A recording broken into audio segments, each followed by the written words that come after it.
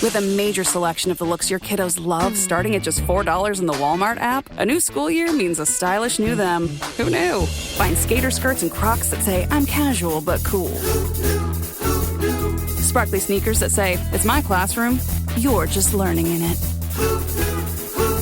And preppy polos that say, I'm the teacher's pet, even if they're mommy's menace at home. Find their favorite styles starting at just $4 in the app. The Walmart you thought you knew is now new.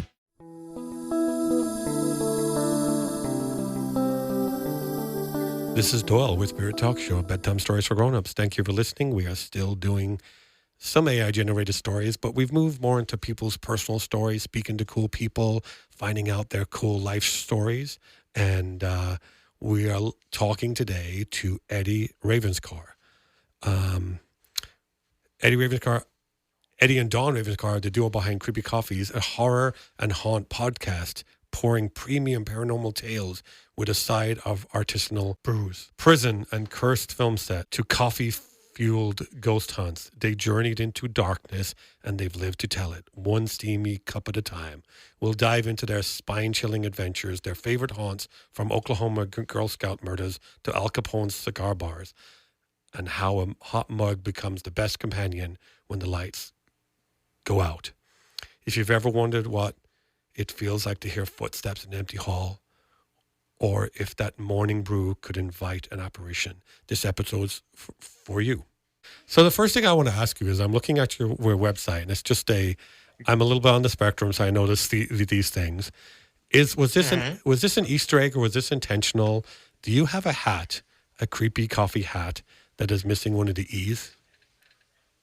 Because actually, it is. It's to see who's paying attention and who's not. We were going to set it up as an Easter egg to have a little ghost thing, but I'm still working on the actual website itself. So it's a work in progress. On a daily basis, I'm doing things with it.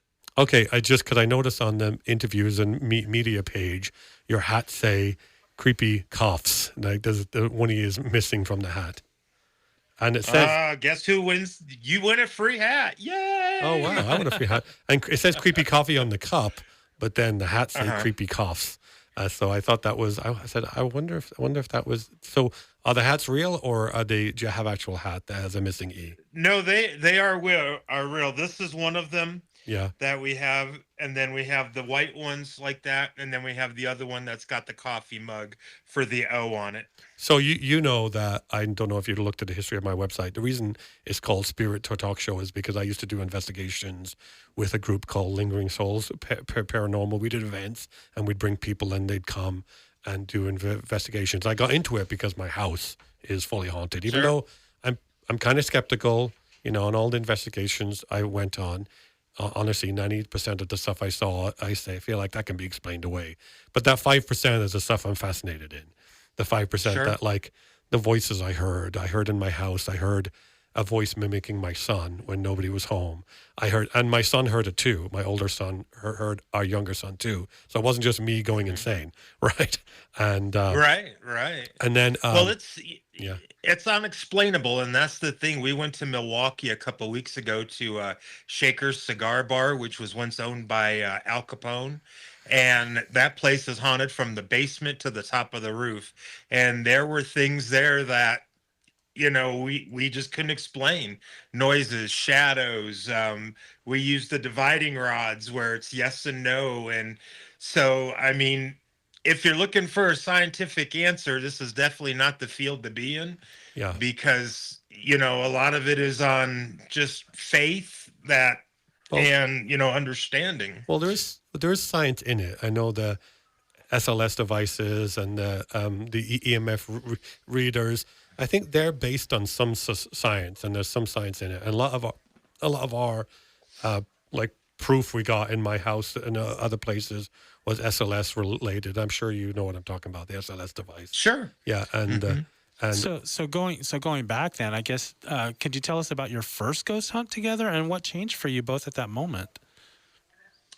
Well, Dawn and I just recently started hunting together. I've been doing this for years, and it's really bizarre because we kind of fell into this. I had some major medical issues and massive surgeries over the last year, so I was trying to find something to keep myself occupied. And the house we're living in that we're moving out of is actually haunted. And I've had little cat balls around the house that, when they move with motion. I've used the REM pod in here. I've used the EMF meter, and I've recorded.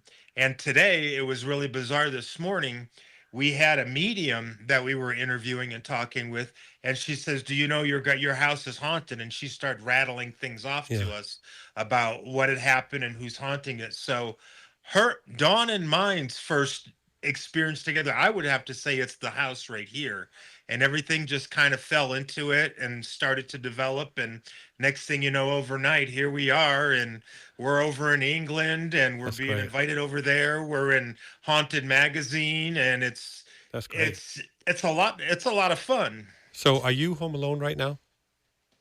I'm home alone, just myself and my 3 dogs. Okay, I this is so crazy. I'm going to say you're home alone. So I swear I saw somebody outside your door in that bedroom that you're in right now, like somebody peek in moments ago, and you're home alone right I now. believe you. Your Yeah.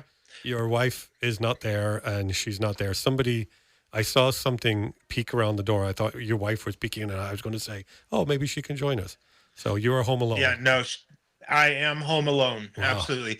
And it doesn't surprise me. I did an interview with about a week ago. I think it was like Books 101, or I can't remember the name of it.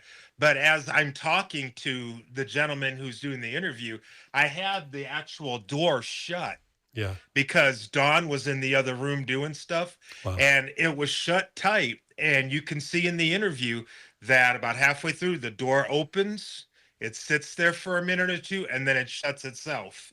Wow. So Well, I can tell you I, that. Yeah, I just saw it looked like I was going to ask you if your wife was there because someone just kind of half peeked around the door there, and I thought they did it in such a way like, oh, I don't want to disturb. I'm just going to peek in a little bit like this. Right? So are the hauntings one of the reasons you're moving? no, actually, the hauntings here have been very uneventful and kind of like playful. Good. Like our keys will come up missing. We'll be like, all right, give me the freaking keys. And then they'll show up, or, a door will shut, or things like that. We're just Hmm. actually, we're downsizing is what it is. This house is just too big for the two of us. Yeah. So we're just moving down the road to another house. But it's been fun, Yeah, here. cool. And myself, it very rarely does anything shock or phase me. And that's what's good about Dawn and I, because she's the total opposite. She doesn't want to see anything. She doesn't want to experience anything. But anytime we go on a ghost hunt or go somewhere, they go to her because she doesn't want to. Yeah. She's very hypersensitive. And I just laugh because she's, That's funny. I'm not. I'm the one that runs down the hall where we were in a prison, Nevada State Prison. I'm not sure if you ever went there. And there was this shadow that we all saw walking back and forth at the end of the hall. And I'm the one that runs down the hall like to it, and everybody else. But I've had some experience that's scared us. We won a train depot in. Have you ever been to Virginia City? Nevada. Yes. Okay, we're in a train Yeah. depot which is not available for haunts anymore, and it was. They say at midnight this entity comes out and it makes this growling sound. And I tell you, it was 10 seconds to midnight. The whole place was shaking, shaking. And then 5 seconds before midnight, it's like the wind stopped. The place went dead calm, and you can hear us. And then we heard a sound, and that was the only time that we all like climbed over each other and dropped all our equipment and ran down the street I'm like screaming people. Sure, I absolutely. was going to ask you. So we both shared these type of personal encounters. Can you share a haunt that challenged your beliefs or kind of made you think like, okay, wait, this is a bit too scary right now? Years ago, before I met Dawn and I was doing this with friends and everything, I'm originally from Cleveland, Ohio. And not too far from Cleveland is what's called Mansfield, Ohio, where a Mansfield reformatory and prison was built in like 1890. So there's a lot of hate and a lot of anger there. It's also the place where they filmed Shawshank Redemption and Tango and Cash. That's the prison, Mansfield Prison. We were there. I was Wow. actually still in the military at the time, and I came home on leave, and friends of mine said, "Come on, we're going to go to Mansfield." And I'm like, "Well, what the hell's there to do in Mansfield? It's a farm town." And they said, "No, we're going to go ghost hunting at the prison." So I'm like, "Okay, whatever." So we go down to Mansfield, and the sun sets, and we get in there, and they let us, they give us the little speech. You can do what you want to do. Just be careful. Everything's loose. Have your flashlights. And we had little detectors on ourselves, so Yeah. that way they can track us, kind of, type of thing. Well, we were down in the condemned row, which was basically death row, and as God is my witness, we sat there. There was two of us. We sat there at the end of one of the aisles on the third tier, because each one of the cell blocks had like 25 and 25 on each. Yeah. So there was 50 cells on each tier, with 3 tiers. And we were up on the third tier, and as God is my witness, I watched coming out of the back cells back and forth, kind of crisscrossing. Yeah. And then I would smell smoke and, That's like cool. soap and type of things like that. And this was before I was all into it and fully believed and everything. And we weren't drinking. We didn't do any type of mind altering things. And we were dead sober. And it made me question a lot of things. And which, with that, it made literally the hair on the back of my neck stand up. And all the way driving home, the radio in the car wouldn't work, and we couldn't figure out why. And it just, the whole thing is what brought me into everything and made me question, is there really life after death? So, what happens? Yeah. Well, the reason I get into it is because wouldn't it be a cool thing if you saw something on a hunt? And I've seen a few things on investigation that made me think like, there's something there. There is something there. Yeah. Wouldn't it be cool if you found something that truly convinced you as life after death? I have an experience in Nevada State Prison that me and Sherry were in a room. We're the only ones in this whole side of the prison. It's the band end. And she was acting weird, and I said, we better get out of here. And she said, no, I feel like staying. And then when we listen to the recording later, there's a very distinct male voice that says, after she says, no, I think we should stay. And very distinct male voice says, get out. Like, just like the way I said it. It's on the recording. And Right. And I can tell you that on my children's lives, we didn't fake that. There was nobody else in the room. And Sure. it's on the recording. And so that's hard to say. Okay, it literally responded to what we said, and it was about, and she was acting weird. We're both very sensitive, her and I. Whenever we go anywhere, we get thousands of things, because I think we both like draw it in. And Sure. so I think Harry wants to ask you a question about your podcast. Yeah, Sure. Yeah. So I listened to some of your podcasts, and you do your research, and you provide some history. What about the history in your house? Have you ever looked into that? Actually, yeah. And if we were not moving, we probably would do an episode on it. We're getting ready just to put it out there that we're going to start, once we get into the new house, we're building a studio so we can do live, type of things instead of the pre-recorded, because they're just a lot more fun and interactive. But to answer your question, I've done research on it, and it found out the original owners were an older married couple, and they passed away, and we didn't know what was haunting because the house had changed hands about 2 or 3 times.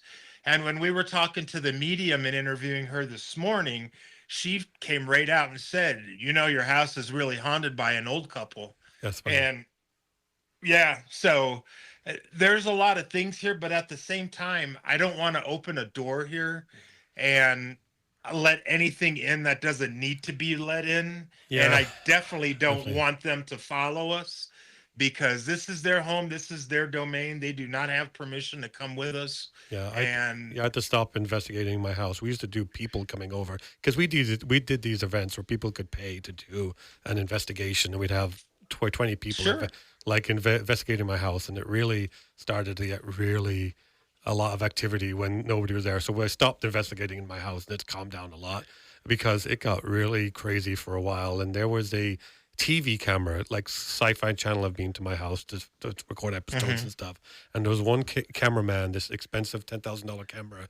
I'm not sure what happens, but when he felt something in his camera, like a buzz, the person standing beside him, their batteries were melted in their pocket. And when he took his camera, just stopped working. When he took it to CSI, they said it's like it was hit by lightning. And it's destroyed. It's destroyed into something. And before they did that, the SLS showed characters, and this big character arrived, and then all this went down. And so it's like I think I opened too much of my house for a while, and I think I would disturbed them and shut it down. Yeah, absolutely. I'm on an episode of My Haunted Hometown, a Discovery Channel show. It comes to my house and talks about investigation. But I think Harry wanted to ask another question. Cool. Yeah. Your episodes are they very well blend true crime, hauntings, and even coffee culture. How do you balance the storytelling and accuracy in your stories?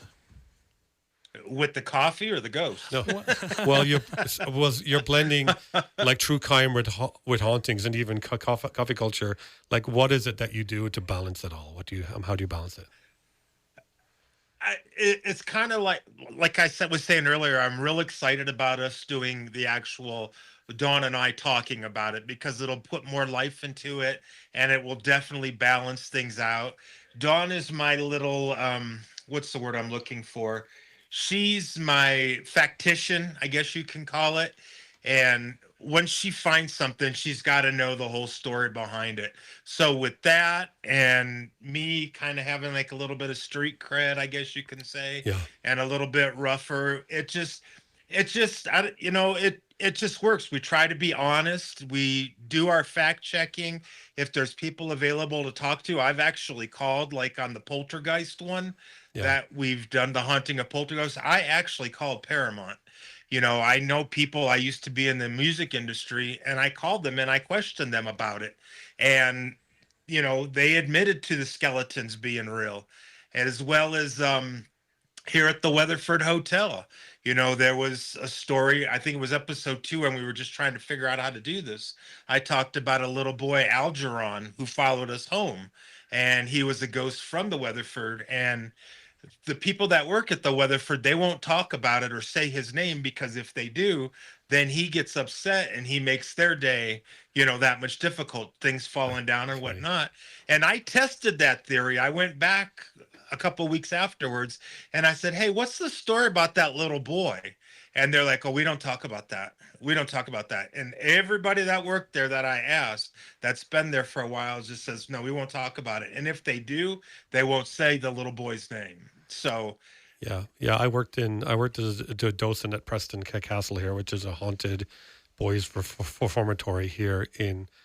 Well, it's not here, but it's in Ione, California, and they do these tours. And I'm saying people come for the paranormal, but they want to do these history tours because they found that when they do the ghost tours all the time, people who work there, their lives are messed up for a few days. But of course, people are coming for the ghost stuff, I think. So we got to talk about it.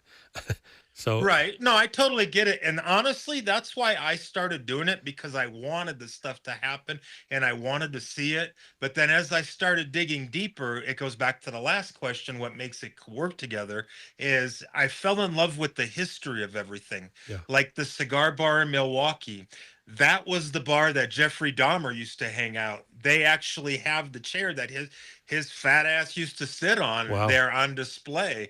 And I mean, just the history and everything behind it. It's amazing. And these people are no longer, or these entities are no longer people with us. And every one of them has a story to tell, whether it's horrific, whether it's happy or whatnot. And I enjoy finding out about the stories as well and the history that they come. And, you mix that with a good cup of coffee and, so, I'm up and ready to go. So you've been doing this so how many years have you doing paranormal stuff? Paranormal, I've been doing, off and on for 30 some years. Wow. But nothing ever, boom, this is what we're doing. You look too young since you were 10. Coffees. Wow. No, I'm a lot older than I look. Thank you. So after years of paranormal work, what lessons have stayed with you about ghosts, about yourself? What stays with you? What I've learned and the lessons is to always set parameters before you go in. Hmm. You have to but have some sort of faith or belief in what you're doing, and believe in something in the afterlife, because if not, you're just leaving yourself wide open, and a demon or an entity or whatever can attach itself to you. So I've always learned to set my parameters, set my limits, make sure I do the simple ritual of don't follow me, no disrespect, type of thing like that, Yeah, we did and a always show cleansing thing. Yeah, respect. yeah. Yeah, Whenever we always did the and cleansing ceremony. Yeah. I've learned that, and I've also learned never, ever, ever, under any circumstances, use a Ouija board. Yeah, Oh, we never used the Ouija board. We also said to people who came, don't antagonize. When you go into someone's house, like Yeah, I go into Eddie's house and say, Eddie, turn on the light. Eddie, turn on the light. Eddie, the light. You'd be like, F off, right? And so we got to talk yeah, to these ghosts like they're people. It's like you want to say, like, hey, Eddie, would you mind turning on the light? Could you turn on the light for me, exactly. Eddie? But people Yeah, go, people get in and they want to antagonize, saying, Eddie, talk, come on, where are you, Eddie? And if you be there yeah, like, well, it's F you, yeah, it's ridiculous. I've seen a lot of the paranormal shows on TV. I watch some of them are good, like Jack Osborne ones that he have. Oh, yeah, I like that. Gateways to Hell. That's an interesting one. I like watching him because he's pretty down to earth. But there's some of them, and I'm not going to throw anybody under the bus, that they're just absolutely ridiculous. And like you said, if they talked to me like that, dead or alive, Yeah. they'd get the same response, Well, I mean, because some it's people, some people, it's all sensationalism. And that's why in my show here, I wanted to just be real, authentic talk. I'm not really doing extra. I don't really edit it much. Whatever comes out is what we talk about. I might edit it for sometimes for if I mess up a question, I'm asked the question again. But I mean, it's wanted to sure. be real, authentic. But I think Howie wants to ask you a question. yeah. You've kind of touched on this already, but have your ghost hunts have they changed your views on life and death or the spiritual? Absolutely. Yeah, absolutely. It's for the longest time, especially the last year. Like I said, I've had three major heart surgeries in the last 12 months. So it's made me question my mortality. And looking back and thinking about everything, I always wondered, well, what's next? This can't be it. There's got to be more. And then did I want to believe what was coming up next and everything? And over the last year, especially being in this house that's haunted and being able to talk to the spirit that's here, spirits that are here and whatnot, it's definitely opened my eyes. Yeah. And I never was afraid to die before. That was just something that was ingrained in the military. But now I'm not going to say I'm looking forward to it, but if it happens, I'm okay with it because I know kind of what to expect. And That's that cool. was the thing that always bothered me, like everybody else, the unknown. Well, what do you expect? What I expect is I've spent my entire life trying to be good and do good things. So I expect to go over to the other side and to be welcomed in and to work my way up to, they call them levels or dimensions, that everybody, when you pass over, I've talked to several people that say they've clinically and legally died, that you go over into this fifth dimension where everybody goes. And then at that point, you're judged and you go to wherever your position in eternity is for the moment. Yeah. And then, the old saying, karma's a bitch. Yeah. Well, you still have to make do for the karma, because my biggest question that I always had was, years ago, I worked in the prison industry, and it drove me nuts because I was raised strict Catholic, Hmm. in one of those type of homes. And it always bothered me that, well, I'm trying to be a good person. I'm trying to do good in life. Why is this person who's went around and just doing what they're doing, are they going to get treated the same in the afterlife? Where's the trade-off? I don't get it. Well, And it yeah, was yeah, told to, yeah, and it was explained to me that, you know if, to put it bluntly, if you're an asshole here on earth, you're going to be an asshole there in the other dimension, yeah. and you're going to be stuck in this fifth dimension. And I've been told by multiple people there is a heaven, there is a hell. Hmm. And I'm going to heaven. You know, if that's the case, That's I'm a good. good person, and I try to be. Well, I worked in the prison industry too, and my hardest part about working, I was a teacher in the prison, in Folsom Prison actually, and my hardest part, Oh, okay. my hardest part about it was not the prisoners were okay. The prisoners, they behaved okay. It was how the prison guards treated the prisoners and the mind games and stuff. That was the hardest thing for me to watch. It was in the prison. That's why I had to leave, because Well, that was hard to watch. Folsom is a whole nother animal. I mean, that right there. The prison I worked in was in Lebanon, Ohio. Yeah. And it was a rough prison, and it rocked, you know, from Yeah. time to time. But it wasn't, like you said, it wasn't the inmates we had problems with. We had problems with officer on officer. Wow. It's just, you know, like day shift wanted to set up night shift, and it just, I see, you know, yeah. it Oh, wow. was ridiculous. And And so, but yeah, I didn't stay there long either. And by the way, I don't know if you know, but I lived in Ohio for a while. I lived in Columbus, Ohio. I went to Ohio State, and I also lived in Nice. I lived in Hocking County in Logan, Ohio, for a while. So I'm familiar with Ohio. That's where I got I bought my first car, a Buick Century in 1984 in Columbus, Ohio. Actually, the town was called Powell, Ohio, which is north of Columbus. I've been to Cleveland. I've been to Sandusky. I've been to the amusement park there, and that roller coaster. Cedar Point? Yeah, I've been to see Cedar Point, and so there is a connection there. But I think Howie is Absolutely. well. Howie keeps drawing us back to your show here, which is good. He's keeping us on track. Your listeners, they frequently share their haunted home stories, like Trevor's with the footsteps and the whispers.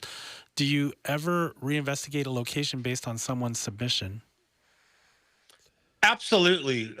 That's again, we went to Shaker's Cigar Bar on a recommendation. They reached out to us. We're going over to Ireland. What is it? Which is where I'm in from. August. Which you know that's where I'm Our- from, right? I'm from Ireland. Of course. Yeah, of course. Yeah. Okay. Yeah, we're we're going to Dublin, and we're going to go talk to some people out there and do a few hunts out there. And then we're going to Germany in December. We were supposed to go to Paris at Christmas time and go to the catacombs and everything, Cool. but our plans kind of changed on that one. We're going to wait till after the holidays. So we've got that. We've got in October, we're coming up by you guys to San Francisco, and we're going to do the Alcatraz ghost hunt the week of Halloween, which is, I'm so excited for that one. Maybe we should do that, Howie. Yeah, we should do that. We should meet you there. Let's all work it out. And Cool. when they start announcing the dates, we'll definitely do that. I'm excited about it. I've always wanted to go ever since I was young, and I read about Cuchulainn, and I'm a huge Phil Lynott fan, and it just. So I'm going to tell you, you need to go to Dublin Castle and to Temple Bar. You need to go to Bruna Boyna. A tip about Bruna Boyna is you need to book it in advance. You won't be able to buy tickets the day you arrive. You have to go to. And you're going to put all this in the links for me, right? Actually, of course, you're going to have to go to Slane Castle, but not the Slane Castle they do concerts, the old ancient Slane Castle, because that's a castle you can climb around in, go up the winding stairs. There's no fee to get in. You basically climb over a wall and walk up a hill, and there's the castle, right? I'll send you this. I'll send you this information, and you got to go to Killarney. Please do. So what we do on this show, we do read stories, and we do research on you, right? We looked up all your podcasts and everything we could find about you, and we compiled a tribute story to you. Now, sometimes we have the guests read it themselves, if you like, or we can read it to you. Would you like us to read it to you, or would you like to read it yourself? Feel free to roast. It's not a roast. I think it's actually going to be very complimentary. So I think the talented Howie is going to read your tribute story here, and then we can talk about how you feel. So the listeners love Howie because they always say Howie. I don't know where this came from. It's his catchphase. I don't know if you even saw Howie yet. There's Howie. Hey, okay. Howie, nice to meet you. Nice to meet you. This camera on this thing is AI generated, and it's hard. It doesn't do what you want it to do. It just kind of looks at me and decides not to look anywhere else. It's weird. Okay, so here's your tribute story. A tribute to Eddie and Don Ravenscar of Creepy Coffee's podcast. Some people tell ghost stories. Others live them. And then there's Eddie and Don Ravenscar, a duo who brew the paranormal into something truly unforgettable. As the heart and haunted compass behind the Creepy Coffee podcast, Eddie and Don don't just share spine-tingling tales. They live them, exploring haunted hotels, graveyards, and ghost-choked coffee shops with curiosity, wit, and just the right jolt of caffeine. What makes them remarkable isn't just the chilling stories or darkly delightful settings. It's their chemistry, their warmth, and their unshakable sense of fun, even in the face of the unknown. They bring laughter to the eerie, insight to the strange, and authenticity to every haunted mile they travel. Whether they're recounting a brush with the beyond or riffing on coffee shop horror tropes, Dawn and Eddie invite you to pull up a chair, pour a cup, and feel like part of the family, the kind that might be sharing the table with a ghost or two. To the Ravenscars, thank you for making the supernatural feel a little more cozy, a little more caffeinated, and endlessly compelling. The paranormal's never felt so personal. What do you think of that tribute story, Eddie? That was amazing. Thank you so much. Very kind of you. I'll send it to you. That was something. Please do. Yeah. So that's touching. I greatly appreciate that, and it makes things so worth continuing on. And I thank you, honestly. I mean, that's fantastic. Thank you. Is investigating and stuff, is this how you make your income, or do you have another job that you do?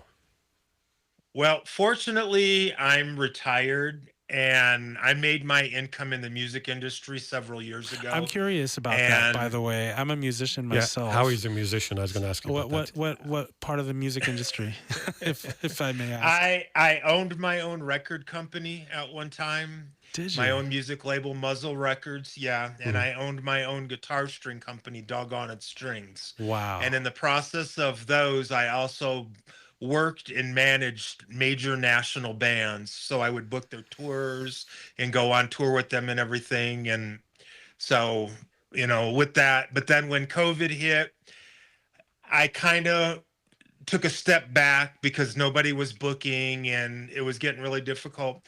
And there was a major guitar string manufacturer that I won't mention their name, but I was going out with my guitar string company and poaching their artists to endorse my stuff because they were just actually better. And I got a call one day and they asked me, what would it cost to buy me out?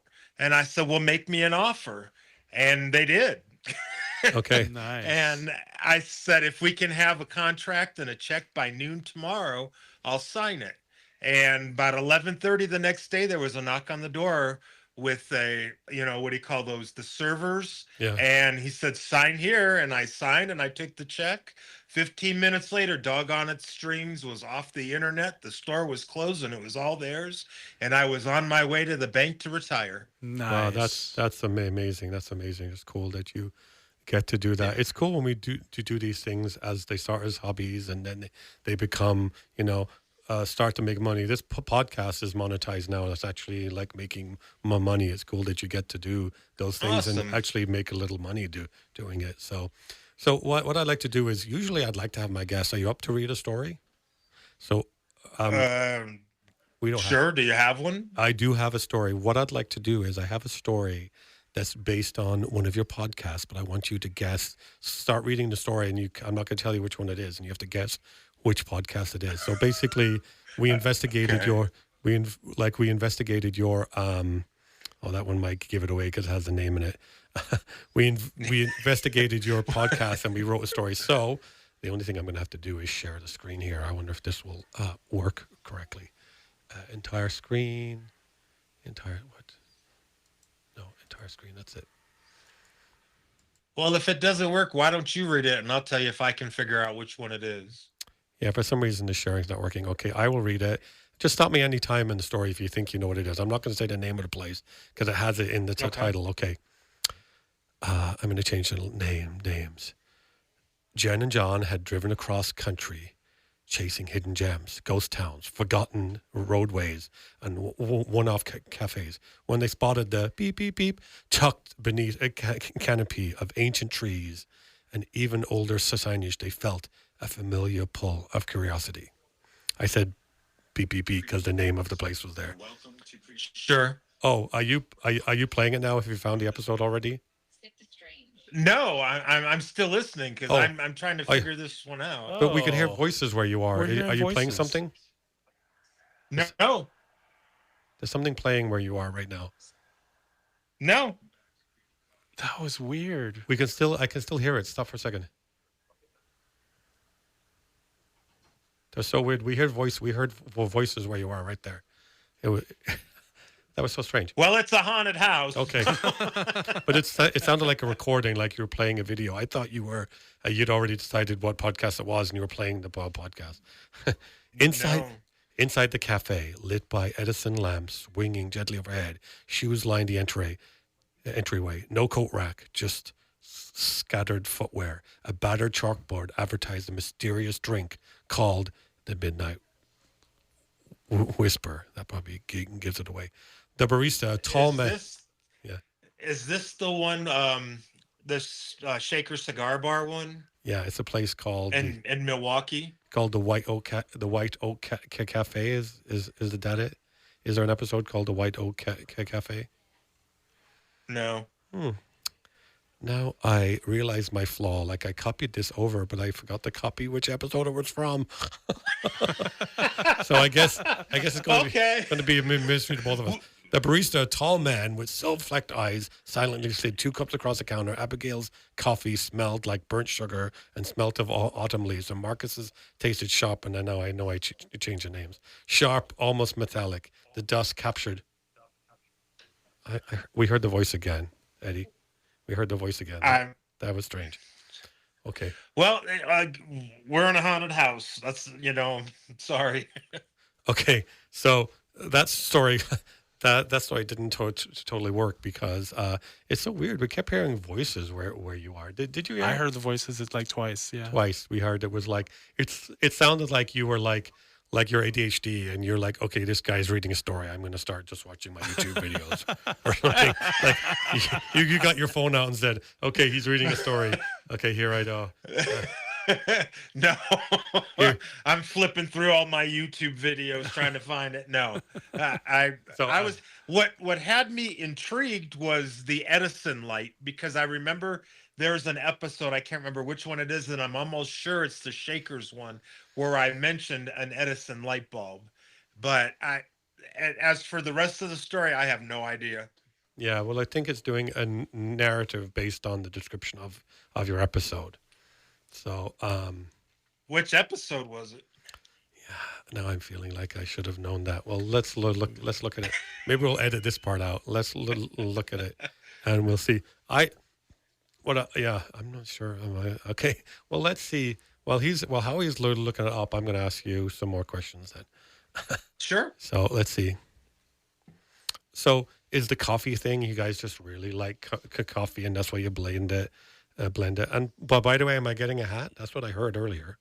Absolutely, yeah. I've got hats and T-shirts for the both of you. Okay. Just send me the size shirt that you need or you want, and I'll get those sent out as well as the hats for you. Oh, cool. So yeah, I don't have the other ones. Well, I used to have, but like I said, we're packing everything up, so it'll probably won't go out until later next week when we get the move done. But you'll definitely get a hat and a T-shirt along with some stickers. So Yay, stickers! Yeah, stickers. If I haven't moved into merchandise yet, but I maybe I just don't want to move into having to ship things to people. People have asked me, but I'm like, I've found a way around that. And when you decide you want to do it, let me know, and we'll talk regular, and I'll tell you how to do it. Okay. And all you do is just watch the money come in. That's okay. There's ways around it. Okay, so that sounds good. I didn't want to be that. It's just like I'm I'm a teacher, and one thing in my life, I don't want to become the cell phone police. That you're not talking in my class police. I want people to. I don't want to be policing people all day. So that just. Well, yeah, no. That's one thing I learned. Fortunately, having my own record label and guitar string company, I learned about manufacturing. I learned about outsourcing. All of that. Where my closet doesn't have a bit of inventory, it's all someplace else, and they print it and they send it, and it just makes things so much easier. It's worth the extra dollar. Well, we should talk about that. We kind of use it a little bit with Lingering Soul, but I find like they sell the t-shirts for 20 and we are getting $3 per t-shirt. It wasn't like, yeah. So we need to find no, better. there's I know what you're talking about exactly. There's a lot of businesses out there that are like that, but there are some legitimate ones that I can put you in contact with that they'll take care of you. I don't want to say what your cost will be and what you can sell them for, because that's not fair to you or to the customer, but it's definitely not on the level that you're thinking of. Well, I would like to sell as cheap as possible. I think a lot of things sell for too much, and I think I'm not really trying to become a millionaire from it, and people should be able to get them for like $12-15 and not like $28 for a t-shirt, you know? It's like, that's just, that's insane. Well, I tried to keep my prices down low, but I've got, if you look on the website, they're one design in 3 places. So each place is a different screen and a different cost. So that kind of adds up the price. Yeah. And I try to keep it as low as I can. Except for you, when you get the 5Xs and the 6Xs, you have to charge because that's just what it costs. Yeah. But no, there's ways of keeping your costs down. It's, I go through stores, and being in that industry, I know what it's like, because I toured with Bon Jovi on the New Jersey tour, and I worked with their merch department, and I knew what it cost to print up a t-shirt, and then to see one selling for $30 or $40, that the markup is unbelievably ridiculous. Well, and the thing about it is you could be a decent person and sell it for 10 and still make a decent profit, but people get greedy, and I don't and see, that's why I'm glad I'm retired, you know, and I don't have to worry about it. I started this not even thinking about being monetized, just going out and having fun and doing things. And, if we make $1 or $2 off of it, great. We put it back into the show. If we don't, I'm paying, well, we've got, oh my gosh, like 400,000 air miles already, just from doing things and rental cars and whatnot. Nice. So most of our trips are paid for on our own, with the air miles. Don't get me wrong. If somebody wants to donate, you can always buy me a coffee, online or, Patreon or whatever. But I don't preach it. I don't brag it, because, I mean, with respect, I don't need it.